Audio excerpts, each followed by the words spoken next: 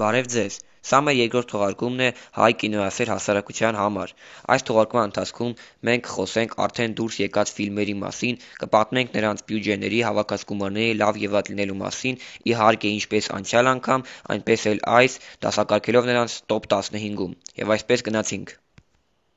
15-րդ հորիզոնական։ Նախ բացատրենք, թե ինչպես ենք դասակարգում ճիշտ հերթականությամբ այս ֆիլմերը։ Մենք հաշվում ենք ֆիլմի ստացված շահույթը,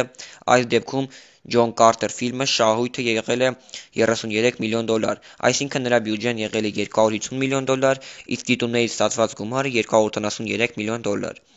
Սա պարզ է։ Իսկ հիմա խոսենք այս ֆիլմի մասին։ Իմ կարծիքով ֆիլմի խորտակվելու պատճառը եղել է նրա ոչ խորհրդավոր անունը եւ դիտողին ոչ ծանոթ լինելը։ Անձամբ ես այս ֆիլմը տեսել եմ եւ ինձ դուրս շատ եկել է։ 14-րդ հորիզոնականում տեղ են գտել միանգամից 2 3D որակով շարունակություններ, շատ սպասված։ Մադագասկար 3-ի բյուջեն կազմել է $145 միլիոն եւ նա հավաքել է 216 միլիոն։ Պետք է ասեմ, որ այս մասը ամենալավն էր, նա գերազանցեց երկու նախորդները եւ սա իմ կարծիքով վերջինն էր, քանի որ եթե էլի նկարահանեն, ընդհանրապես անհետաքրքիր կլինի։ Իսկ հետո Պրիզրեչնի Գոնշիկ երկրորդն է մեր 14-րդ հորիզոնականում։ Ես ներառել եմ այս երկուսին միանգամից, որովհետև նրանցից ստացված շահույթը տարբերվում է ընդամենը 3 միլիոնով։ Այս մասը շատերի կողմից չսիրվեց, քանի որ ֆիլմի կարևոր դիմագծերը փոխվել էին, բայց անձամբ իմ դուր եկավ եւ գոնե մի անգամ հաստատ արժե այն նայել։ 13-րդ հորիզոնական «Մռայլչնիի тени». Սկզբում եղել է սերիալը այս ֆիլմի, որից հետո որոշել են նկարահանել լիամետրաժ ֆիլմը, որի մեջ հրավիրել են Ջոնի Դեփին։ Նկարահանող խումբը եւ դերասանները այնքան ծանոթ են եղել սերիալին եւ իրենց ընկած հերոսներին, որ ֆիլմի նկարահանումները անցել են շատ արագ եւ հեշտ։ Ինմիջիայլոց ֆիլմը շատ հետաքրքիր է ոչ միայն միստիկա սիրողների համար։ Օրիգինալ դիսկի վրա ֆիլմը դուրս կգա հոկտեմբերի 4-ին։ Ֆիլմի բյուջեն եղել է $150 միլիոն, իսկ հավաքել է նա $238 միլիոն, այսինքն 88 միլիոն շահույթ է ունեցել։ 12-րդ հորիզոնական «Մորսկոյի բոյ». Այս ֆիլմի բյուջեն կազմել է $209 միլիոն, իսկ հավաքել է նա շուրջ $303 միլիոն։ Կարելի է ասել, որ այս ֆիլմը շատ քիչ գումար է հավաքել, որովհետև այնտեղ կային շատ լավ սպեցէֆեկտներ, անմոռանալի պահեր եւ ինչ-որ մի նոր բան, որ մենք կարող ենք տեսնել այլ մոլորակայինների մասին։ Եվ ով որ մտածում է, որ այս ֆիլմը միայն նավերի եւ այլ մոլորակներից եկած մեքենաների կռիվ է, սխալվում է։ Ֆիլմը դիտվում է շատ հետաքրքիր եւ ով որ չի տեսել, անպայման թող նայի։ 11-րդ հորիզոնական «Հաբիճը Զլա 5». Իդեպ ես ֆիլմերի անունները ասում եմ ռուսերեն, որպեսզի դուք կարողանաք նրանց գտնել։ Գաղտնիք չէ, որ «Հաբիճը Զլա» ֆիլմը նկարահանել են նրա խաղից, եւ հիմա նույնիսկ խաղի սիրահարներն են ասում, որ ֆիլմի մեջ չի պահպանվել ոչ մի բան խաղի իմաստից։ Ես ինքս դեռ չեմ տեսել այս վերջին մասը, քանի որ սպասում եմ դեկտեմբերի 11-ին, երբ դուրս կգա օրիգինալ ֆիլմը դիսկի վրա։ Ֆիլմը ունեցել է $111 միլիոն մաքուր շահույթ։ Առաջին մասը կարելի է կոչել «Պարզ ուժս», երկրորդը նույնպես, երրորդը ամենահիշվող մասն է, չորրորդում նույնպես պահպանվում են ֆիլմի կարևոր դիմագծերը, բայց 5-րդում պլաստիկ վիրահատություն է եղել, էլ ոչինչ չի մնացել առաջին մասը հիշեցնող։ Սկզբում զոմբիները հազիվ են քայլում եւ իրանցից մարդիկ վախենում են, իսկ այս մասում նրանք վազում են, նրանց բերանը բացվում է 4 մասի,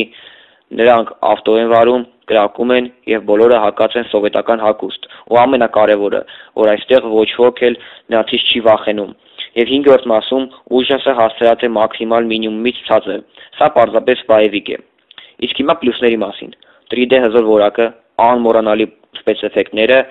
արյունալի կռիվները եւ մեր բոլորիս ծանոթ Միլա Յովովիչը։ Ֆիլմը անկասկած արժե նայել եւ անկասկած դուրս կգա նաեւ 6-րդ մասը։ Բայց կան տարածված լուրեր, որ դա կլինի վերջին մասը։ Ճիշտն ասած, ժամանակակից հասարակության մեջ շատ է տարածվել զոմբիամանիան։ Ամենուրեք զոմբիներ են խաղերում, ֆիլմերում, մուլտֆիլմերում եւ նույնիսկ երգերում։ Անձամբ ես սիրում եմ Հաբիճը Զլան, համարում եմ նրան ոչ շատ ուժս եւ ինձ սիրած մասը 4-րդն է։ Իսկ ես սիրածը գրեկ կոմեդներում։ 10-րդ հորիզոնականն է մեր այսօրվա բացում «Բիտվա Տիտանով 2», այսինքն «Գնի Տիտանով 3D»։ Ֆիլմը ունեցել է $150 միլիոն շահույթ։ Ֆիլմի սպեցէֆեկտները եւ միտքը անկասկած շատ լավն էին։ Ֆիլմի միակ մինուսը վերջն էր, որտեղ ամեն ինչ շատ արագ կատարվեց։ Եկավ, խփեց, սպանեց, փրկեց, պրծավ։ Բայց ֆիլմի ընթացքում չես ձանձրանում եւ իմ կարծիքով սա վերջին մասն էր, կամ եթե նույնիսկ շարունակեն, դա կլինի իր տղայի մասին։ Նույնպես խորհուրդ եմ տալիս դիտել, եթե դեռևս չեք դիտել։ 9-րդ հորիզոնական ամերիկանский պիրոկ և սբորի։ Այս ֆիլմի բյուջեն կազմել է $50 միլիոն, իսկ հավաքել է նա $234 միլիոն։ Այս մասը շատ լավն էր և նա սիրվեց իմ կողմից ամենաշատը, քան մյուս մասերը։ Այստեղ առաջինից երրորդ մասերի հերոսներն էին, որոնց մենք արդեն հասցրել էինք կարոտել, և այստեղ ավարտվեցին նրանց պատմությունը։ Իմ կարծիքով նրանց մենք այլևս չենք տեսնի այս ֆիլմում։ Ինչևէ, ֆիլմը հավաքել է համարյա 5 անգամ ավելի շատ գումար, քան ծախսվել է, և դա շատ լավ է։ 8-րդ հորիզոնական «Неудержимые 2» ֆիլմի շահույթը կազմել է $191 միլիոն, և դա շատ քիչ է այսպիսի մասշտաբային ֆիլմի համար։ Մեր նախորդ հաղորդման ընթացքում մենք արդեն խոսել ենք այս ֆիլմի մասին, դրա համար այստեղ մենք քիչ կխոսենք նրա մասին, բայց այնտեղ այս ֆիլմը գրավել է երկրորդ հորիզոնականը, որովհետև այստեղ կան տասնյակ մեր սիրելի և ծանոթ դերասանները։ Ֆիլմը սպասվածի նման շատ լավն էր, այստեղ կային ոչ միայն սուպեր դերասաններ, սուպեր սպեցէֆեկտներ և սուպեր կռիվներ, այլև սուպեր հումոր։ Իսկ վերջում մենք կարողացանք ականատես լինել Վան Դամի և Ստալոնեի մեր ծանոթ Ռեյնբոյի սուպեր կռվին։ Բայց ամենածերը այստեղ Լունդգրենն էր, ճիշտն ասած ինքը հազիվ էր շարժվում, իսկ Վան Դամը ոնց որ միշտ ցույց տվեց իր սիրելի պրիոմները, բայց քանի որ նա վատ դեր էր խաղում, իմիջիայլոց շատ լավ և իրեն սազում էր, նա վերջում մեռավ Ստալոնեի ձեռից։ Մի խոսքով սա երևի միշտ կմնա ամենալավ բայևիկը, խո ամեն օր չես տեսնի ձեր սիրած դերասաններին մեկ ֆիլմում, նաև լավ սցենարով և սպեցէֆեկտներով։ 7-րդ հորիզոնական «Պրոմեթեյ» ֆիլմի ամբողջ շահույթը կազմել է $270 միլիոն, սա քիչ չէ նորածին ֆիլմի համար։ Նշեմ, որ շատերը ասում են, որ ֆիլմը ուժեղ ժանրի մեջ է նաև։ Դա սուտ է, ֆիլմը ֆանտաստիկա ժանրի մեջ է։ Դե էլի այլմոլորակայիններ, այսպիսի բարձունքների հասած ֆիլմը ասած արժե նայել։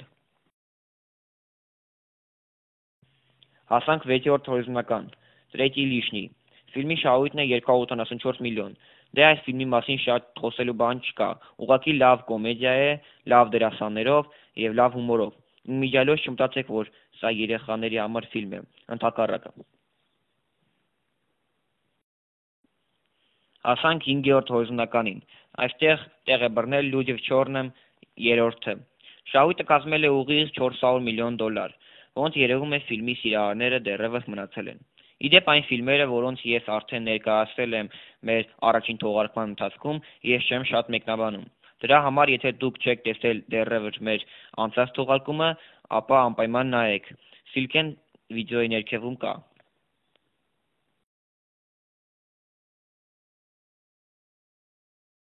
4-րդ հորիզոնական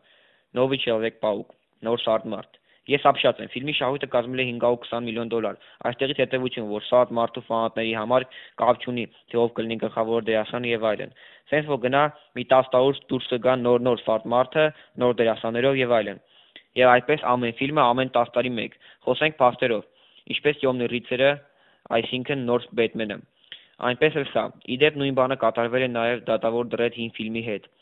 Ցավոք այս նոր Սարդ մարդը կինոթատրոններում չեղավ, քանի որ նա այդպես էլ չհասավ Հայաստան, բայց դե իմ համար դա հեշտ բան է, քանի որ իմ դուրը միշտ եկել ա և կգա հին Սարդ մարդը։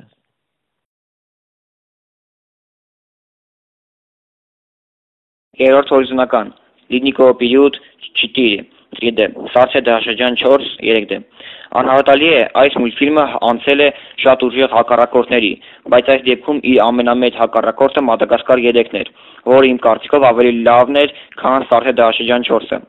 Սա արդեն 4-րդ մասն է և շատ հավանական էր, որ նա ոչ մի բարձունքի չի հասնի, քանի որ կոնկրետ շարունակվող ու հետաքրքիր միտք այստեղ չկա և երբեք էլ չի եղել, ի տարբերություն Մադագասկարին։ Սա իրոքից անհավատալի է, ինչպես օրինակ «Неудержимые 2»-ն, այսինքն անդիմադելները երկուսը, որը համարյա թե տակ է տվել։ Այս մուլտֆիլմի բյուջեն կազմել է $95 միլիոն, հիշեցնեմ, որ Մադագասկարն 50 միլիոնով ավելին է, իսկ այս մուլտֆիլմը հավաքել է $850 միլիոն։ Անհավատալի է, թե որքան է սիրվել մարդկանց կողմից Սառցե դարաշրջանը։ Ինչ անենք, սենց էլ ա լինում։ 2-րդ հորիզոնական «Տյոմնի ռիցեր» այս նոր Բեթմենի նոր մասի բյուջեն կազմել է $250 միլիոն, իսկ հավաքել է նա համարյա թե $1 միլիարդ 100 միլիոն, ինչը քիչ թե շատ հավանական էր։ Բեթմենը օժտված չէ ոչ մի սուպեր կարողությամբ, համեմատած մեր հիմիկվա այլ հերոսների հետ, բայց կարող ենք հաստատ ասել, որ նրա կինոները շատ լավ են ստացվում։ Եվ քանի մենք չենք հասել 2012 թվականի ամենաշատ գումար հավաքած եւ ամենալավ ֆիլմին, հիշեցնեմ, որ մենք միշտ հետևում ենք կինոլուրերին եւ մեր նոր վիդեոները կարող ենք գտնել YouTube-ում ընտրելով Հայկլիպ կինո։ Ոսկի առաջին հորիզոնականը Մստիչելի վրիժառուները։ Մեր անցած թողարկման ընթացքում մենք տեղադրեցինք նրան եւս առաջին հորիզոնականում եւ մենք չսխալվեցինք։ Ֆիլմը շատ մասշտաբային էր եւ սպասվածից նույնիսկ մի քանի անգամ լավը։ Եթե իմ կարծիքը հայտնեմ, այս տարվա ամենալավ ֆիլմերն են Մադագասկար 3-ը, Անդի Մադրելիները 2-ը եւ Վրիժառուները։ Իսկ փաստեր եւ իրականություն դուք արդեն տեսաք։ Անկասկած սա այս տարվա ամենալավ ֆիլմն էր եւ ես համոզված եմ, որ դուրս կգա շարունակությունը։ Իսկ հիմա հաշվենք փողերը ամենամասշտաբային ֆիլմի այս տարվա։ Այն ինչ դուք այսքան սպասում եք։ Բյուջեն $220 միլիոն, իսկ հավաքած գումարը պատրաստ եք, դե ուրեմն ասում եմ, $1 միլիարդ 500 միլիոն ավել։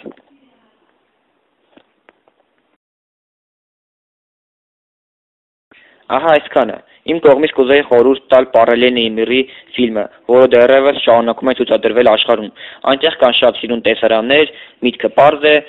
այն դրամա է։ Մի խոսքով շատ լավ ֆիլմ հանգստյան համար առօրյայից։ Այսօր այսքանը։ Սա մեր 2012 թվականի արդյուն թողարկումն էր, որտեղ մենք ցույց ենք տալիս ձեզ դուրս եկած ֆիլմերի ռեյտինգը մինչև հոկտեմբեր ամիս։ Հետևեք մեր էջին եւ անպայման կլինեք տեղեկացված նոր ֆիլմերի մասին։ Իսկ մեր նոր թողարկումը նոր ֆիլմերի մասին այս տարվա դուրս կգա շատ շուտով։